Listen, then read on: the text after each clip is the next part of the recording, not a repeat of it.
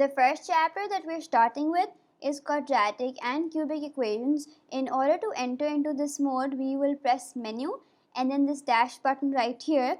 The calculator is asking that whether I want to solve simultaneous equations or polynomials. Since we are concentrating on polynomials, I will press 2. I hope all of you are aware that polynomials means equations with power 2 or higher power, as in a quadratic equation, cubic equation, and so on. Let's begin with 2, that is a quadratic equation. What can you do in this mode? You can solve quadratic and cubic equations, find its roots, find the turning points, determine the nature of the turning points, and visualize the graph by scanning the QR code. All those who are familiar with quadratic equations are aware of the fact that in order to solve quadratic equations, we have multiple methods such as completing squares, etc.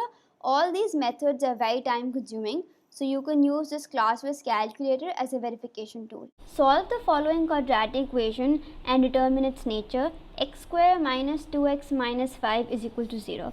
All those who are familiar with quadratic equations know that you cannot solve this particular quadratic equation using the factorization method. You either need to apply the quadratic formula or completing the squares method. But for the calculator to solve this particular question, there is no such restriction. You simply need to insert this quadratic equation into your calculator. The coefficient of x square is 1, so 1 is equals to, the coefficient of x is minus 2, so minus 2 is equals to, then the constant is minus 5, so minus 5 is equals to. When I will press is equals to, I will get the first root or the first solution, that is 1 plus root 6 in exact form. If I want this solution in decimal form, I will press this S2D button. This S2D means from scientific notation to decimal form. You can use this S2D button to convert your answer in decimal form when you've been asked to answer a specific question in decimal form.